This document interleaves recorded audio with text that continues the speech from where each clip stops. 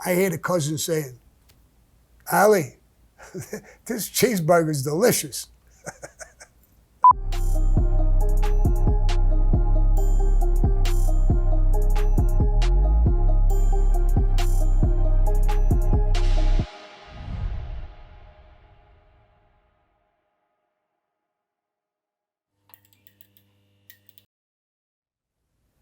Hey guys, today a lot of people have been asking me about my Goombata Allie Boy, and I've got a couple of stories, so I'm going to talk about him, but it's going to be not just one continuous story, it might be a few stories.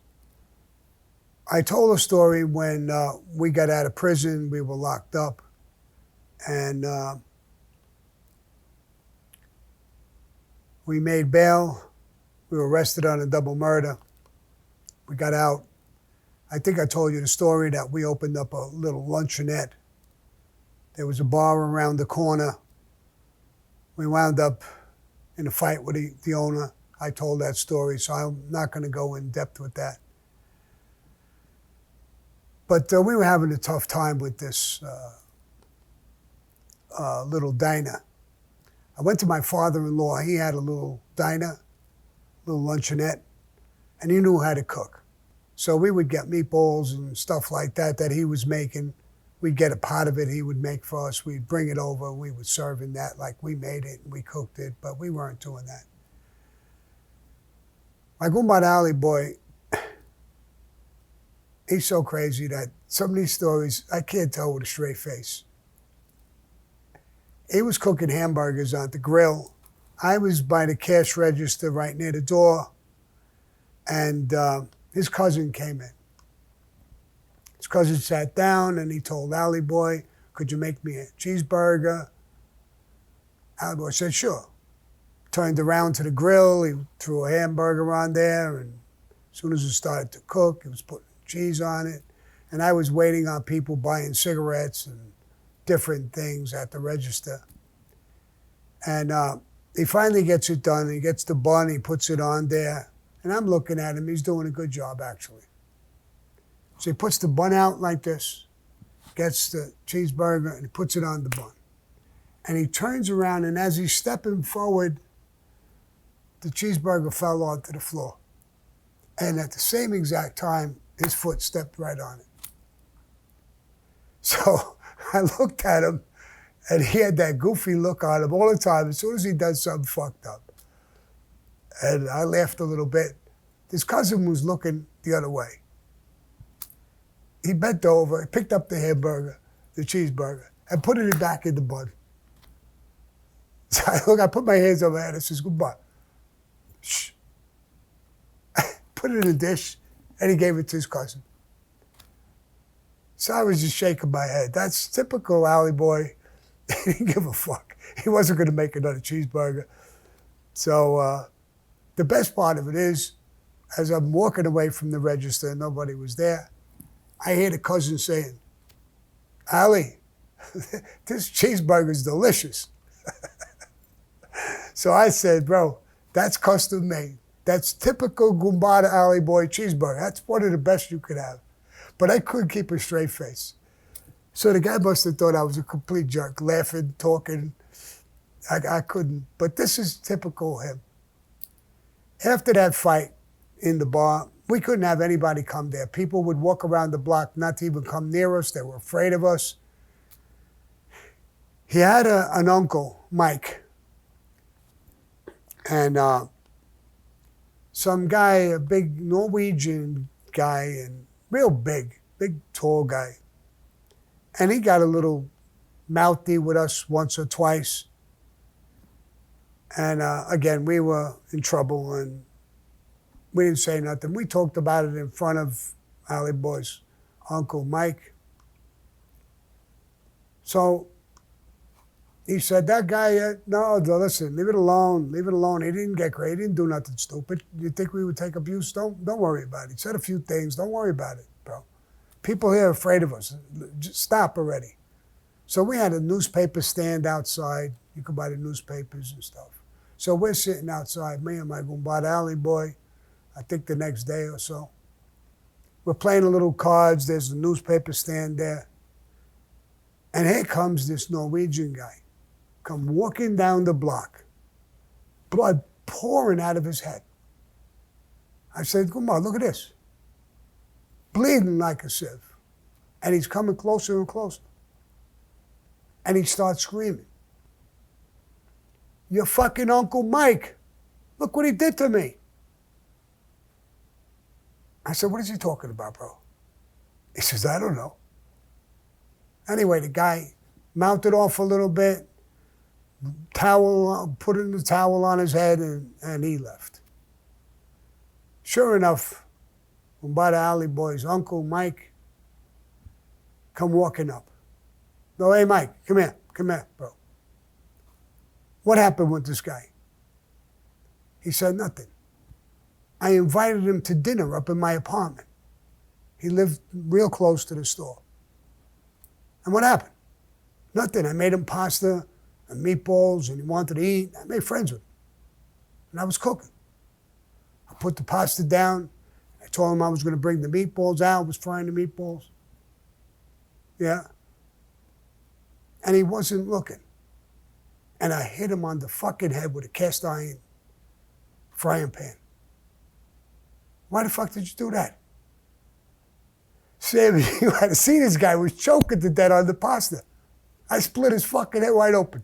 You want to talk to my nephew like that? Are you fucking crazy? We're both out of jail. We just beat up the guy around the corner, the bar guy. We can't get a fuck. Oh my God. Well, we got to get out of this fucking neighborhood, bro. My good mother, Allie Boy, says, bro, it runs in the family. I says, I guess it does, bro. So anyway, that was that little story. Finally, I was convinced people weren't going to come to the store. There was all kinds of problems. And we weren't making no money. I says, Gumba, we can't sit here all day. I feel like a jerk. I'm behind the counter. People buying cigarettes. I'm giving them the change like a fucking jerk. You're stepping on hamburgers. I think we got to do something else. Really, I think we got to do something else. We got to go rob. We got to do something. What about the store? Now, we had this little diner. Right next door, we had taken it and we made it into a milk farm. This was a little while before. We hired a girl. She would go in the milk farm, you buy things and stuff. And really, there wasn't too many people who came in. But some people did come in to buy milk or juice or this or that or something. Now we got Pampers, little Pampers for the babies. So I told him, I said, Gumba, go to the supermarket around the block, see how much they sell them for. So maybe we'll sell them a little cheaper, so we'll get people to come in. We'll undercut them a little bit. He does that. He comes back. He says, you sitting down? Yeah. How much do we buy the Pampers for? I don't remember the number, but I give him the number. He said, they're 50 cents a box. Cheaper there to buy it off the counter than we're paying wholesale. How do they do that? I don't know. Maybe they're undercutting and make sales. Maybe they're losing money. They got to be losing money. So we called the salesman in. And he said, no. They're not losing money. They may be breaking even, making a little bit. But they're a big chain. They buy a bulk. You guys only buy a couple of cases. You're not going to get a break. While the guy was there, who bought an Allie Boy, went, got the Pampers, and threw them all in the street. Told the salesman, get the fuck out.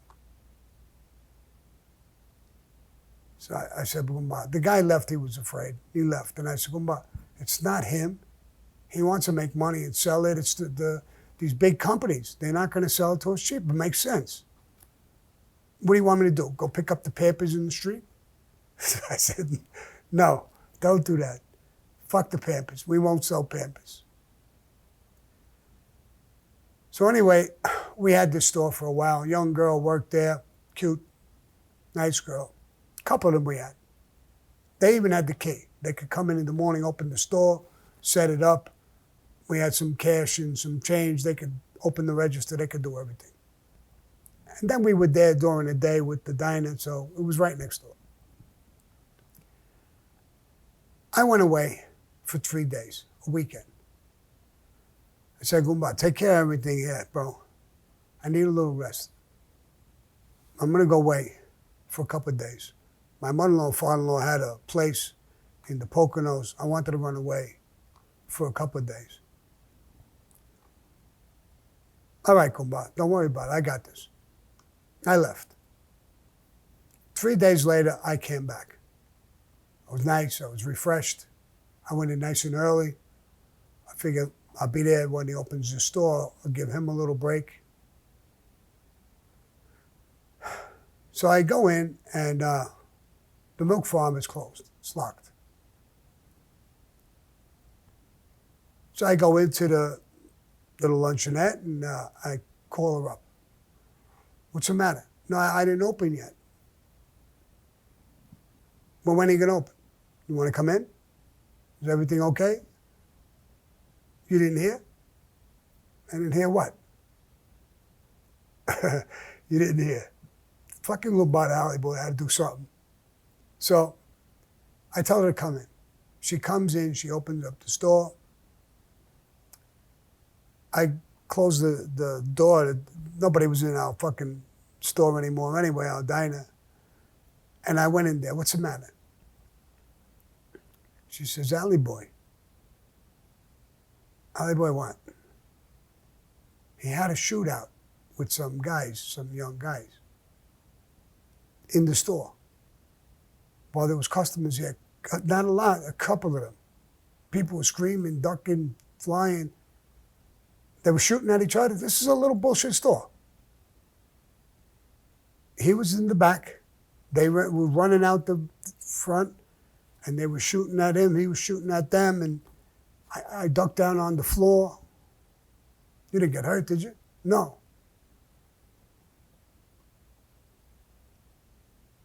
I look around. There's fucking bullet holes every place. I call him in. Goodbye. Yeah, yes, Sammy. You gonna come in? Yeah, when the girl opens up, the girl opened up, and I'm here. I need to talk to you, bro. I don't want to talk on the fucking phone with a shooting and all this bullshit. So he comes down. And we take a walk. Come on, you're fucking crazy, bro. He says, Sammy, 2, 3 kids, fucking long-haired assholes. They talking bullshit, and I told them to get the fuck out. One of them, they ran towards the front, and I saw one of them pulling out. I had a gun on me, and I pulled behind the counter, and I shot at them. They shot back. A whole bunch of shots fired. Did you hit them? No, I don't think so. The girl don't even want to come here. She's terrified, bro. She's afraid of what's going on here. Well, she'll get over it. She loves us. She'll stay with us. I know, but as it is, nobody comes into the fucking diner because we did in the bar. Who's going to come to this milk farm? They won't even walk on this block. They won't even buy a newspaper. I want to tell them, listen, it's for free. You want it? They won't take it. They're afraid of us. Then fuck them. Let's burn the fucking stores down, get the insurance, and get out of here. There's a 3-4 family building on top of these things. We're going to burn the whole thing down? Yeah. What about all these people that are living upstairs? What if we could wind up killing fucking 10 people here? Sammy, we'll start a fire. When it gets crazy, we'll be here. We'll be right around right on the corner there. We'll call the cops. We'll call the fire department. What if they don't get here right away? We'll go in and we'll kick the fucking doors in. We'll pull the people out. I'm not going to kill these people.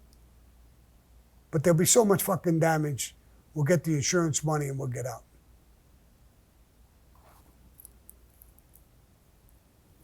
All right, let's call an insurance agent in. Let's get insurance. We call an insurance agent in. We want insurance. The businesses here, we're doing very well. We want to insure it just in case. What kind of insurance? Theft or water damage. Goodbye, Allie just jumps right over my shoulder. And fire theft, just in case there's a fire.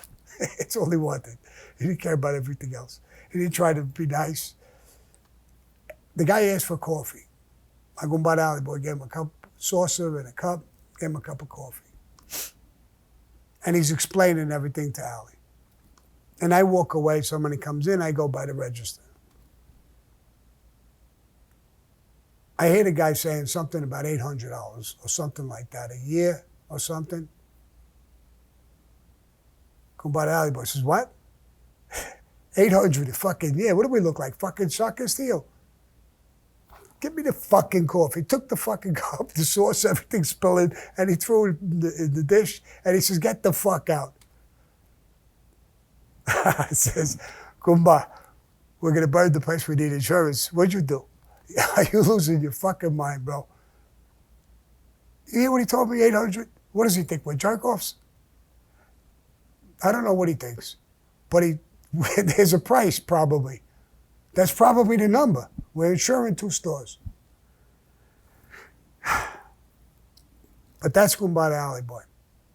It's a series of things constantly with him. We call another insurance agent in, and we get insurance. So now we're going to burn the stores. I'm terrified. I'm afraid, not of burning the stores, not of anything else. We have to do this at the night, make believe there's a gas leak. And I'm afraid that people will die in this fucking fire. And I'm telling him that. He says, Gumba, I'm way ahead of you. I thought about it, too. What am I, a fucking animal? No, of course you're not. But what'd you do? What'd you think of? He says, I got 2 fire extinguishers in the car. I got a fucking horn. You blow the fucking horn, everybody will wake up.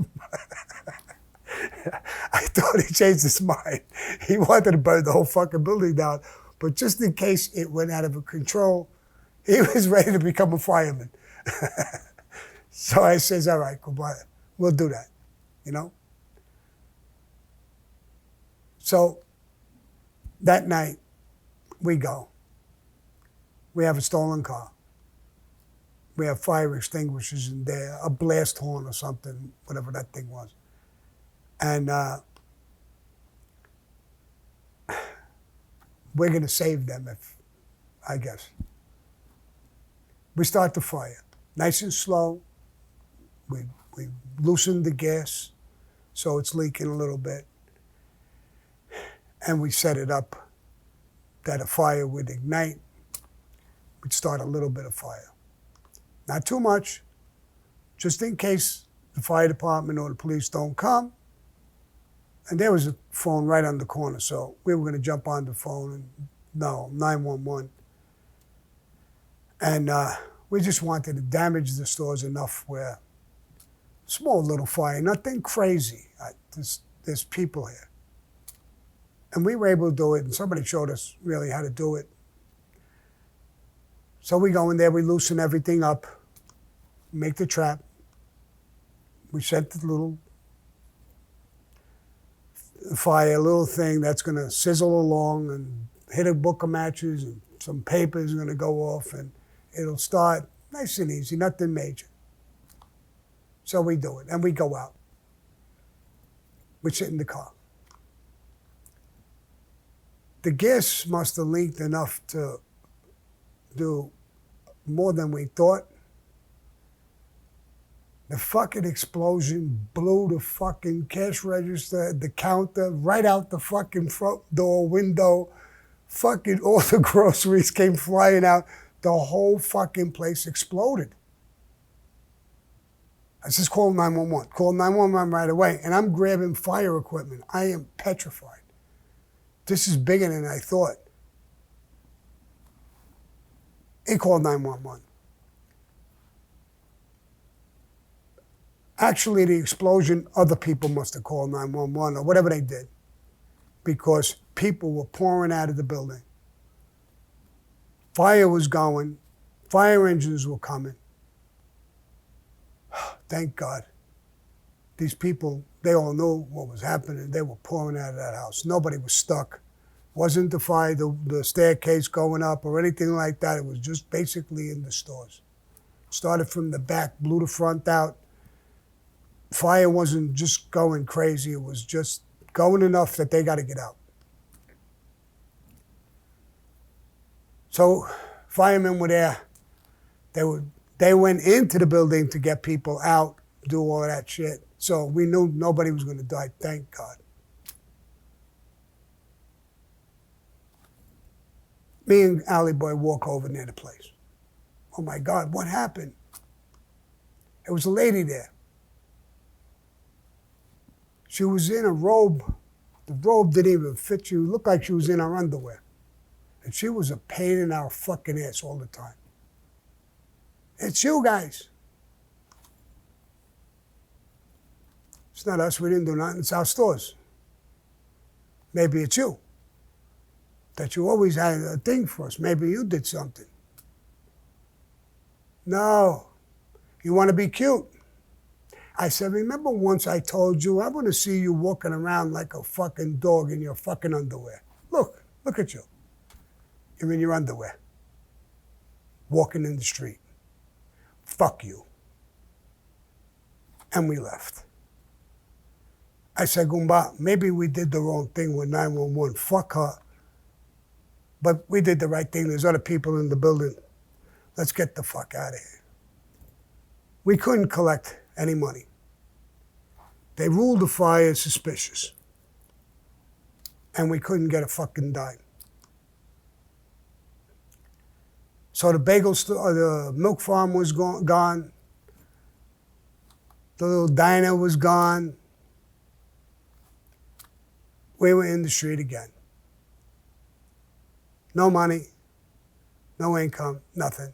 Can't sell the store, can't give it away, it's gone. And we went right back to robbing every fucking day. We had lawyers to pay. We got out on bail and we had to pay bail's bondsman. We both were married, we both had families. So here we go again. And I told these stories before. We get arrested 2 more fucking times while we're out on bail for a murder case, a double homicide. 2 more times. Those stories I think I said already, so I'm not going to get into that. But I just wanted to, I had a feeling and I just love Goomba Allie Boy. Brings me back great memories. So telling this story, I think about him, I smile, I laugh, I miss him, he's dead. He passed away. And I think of these stories and it's just, it brings a smile to my face. I hope wherever he is, probably in heaven, probably God wants to kill him because he's fucking up heaven. He's guaranteed he's screwing everything up. But he's so lovable, and so good, so loyal, so good of a person that I wanted to tell it again. So for all of you guys out there, a lot of you Hispanic guys telling me, adios, adios, motherfucker.